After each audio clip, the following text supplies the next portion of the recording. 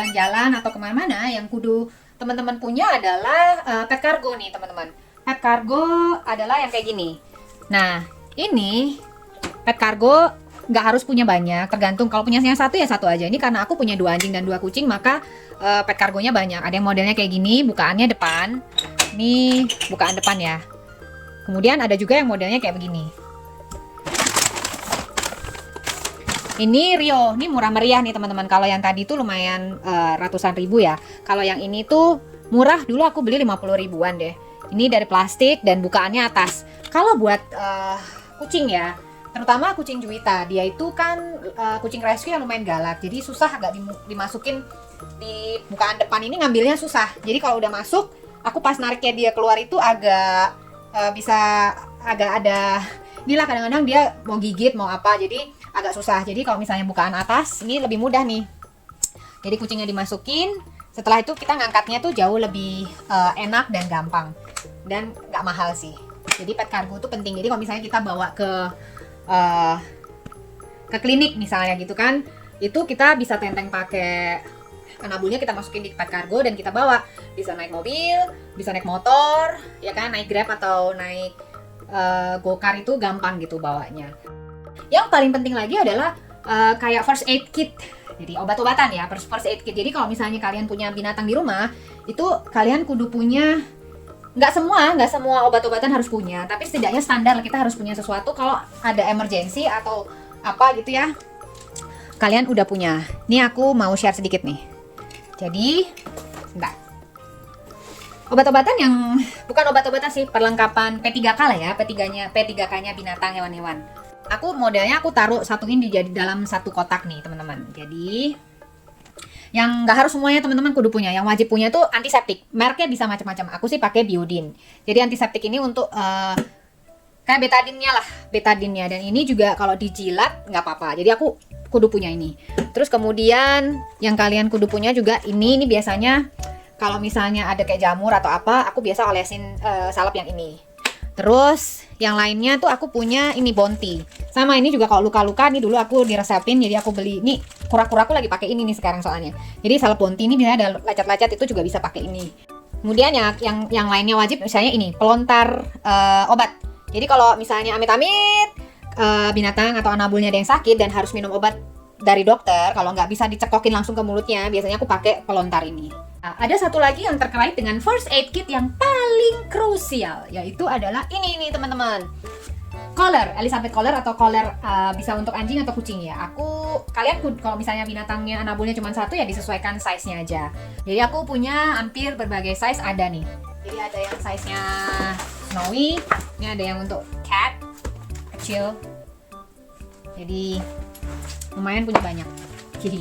Teman lihat di sini, ini aku punyanya ya obatnya udah kompleks.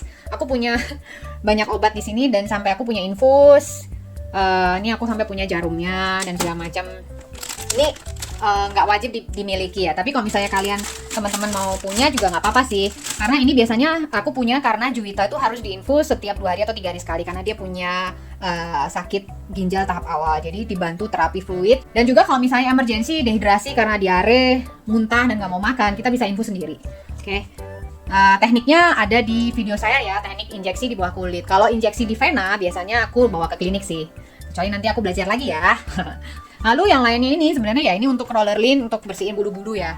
Sama anjing dan kucingku tuh kadang aku pakein baju juga. Jadi ini adalah koleksi bajunya si para kucing dan anabul anjing dan kucingku. Ya itu.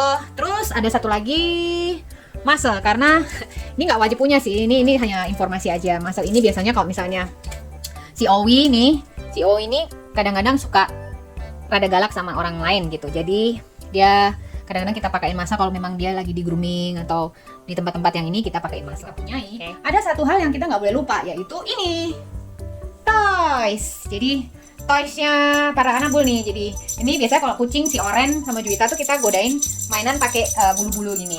Terus ini bola-bola, boneka-boneka. Sebenarnya masih banyak sih ada di bawah. Ada di bawah juga. Jadi kayak misalnya gigit-gigitan lah ya, tambang, terus ini dan segala macam itu buat mainan mereka. Jadi mereka itu nggak bosan gitu. Si kucing para anabul dan anjing itu nggak bosan. Jadi mereka bermain dengan mainan-mainan ini gitu, membuat mereka happy dan kita juga happy. Kandang, jadi kandang itu gunanya kalau misalnya gini, kalau misalnya kita pelihara papi ya kan, dulu saya pernah kejadian nih, jadi pelihara papi, anjing kecil atau masih kecil lah ya, kita tinggal, waktu itu serumah pergi, jadi kita tinggal di rumah. Nah entah bagaimana dia itu bisa naik ke sofa lalu loncat dan akhirnya kakinya patah. Untuk mencegah itu, jadi kita akhirnya beli kandang. Jadi kalau kita pergi, kita kandangin.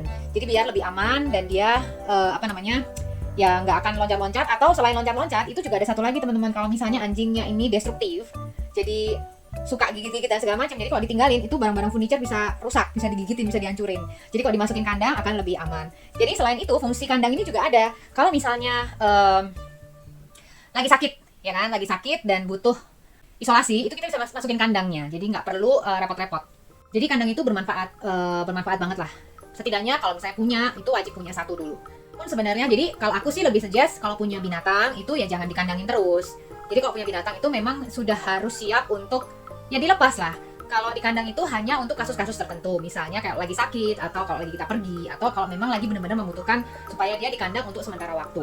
Jadi kalaupun di kandang terus, jadi harus sediakan waktu untuk dia itu dikeluarin untuk jalan-jalan, untuk bermain, untuk stretching. Jangan pelihara binatang hanya dimasukin di kandang, karena itu ya nggak bikin dia happy gitulah. Karena kita pelihara binatang kan supaya dia juga senang, kita juga senang. Thank you for watching, and sampai ketemu di video yang lainnya.